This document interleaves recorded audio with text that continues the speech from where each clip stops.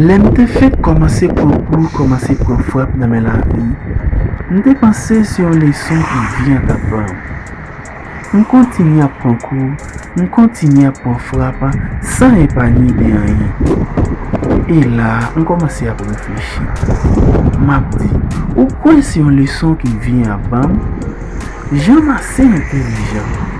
Si se yon leson, ou kwen mat ap prive abordem ak leson? Mes amis, m kontini ap pran frap, m kontini ap pran kou, san epani de anyen. Ma fè mémoire m travay, m'a réfléchi, m'a dit pourquoi c'est une leçon qui dirait tout le temps ça. Enfin, je viens réaliser, c'est dans un combat qui est. Je viens réaliser que vie c'est un combat. Et mes frères m'sèm, c'est juste pour dire, la vie c'est un combat. Oui, la vie c'est un combat. Juste m'en demande force, m'en demande courage pour affronter combat ça. M'en demande plus compréhension pour livrer à combat ça. La vie c'est un combat quotidien.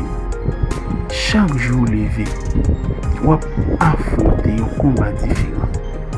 Juste m'en demande force. La vie c'est un combat. Là on face situation qui est maintenant tête.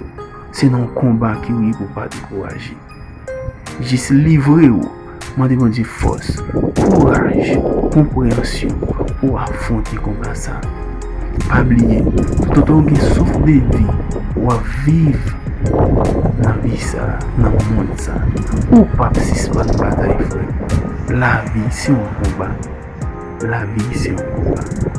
Juste, m'en demande force, courage, compréhension pour faire face à combat de la vie. C'était frère, nous c'est la vie c'est un combat.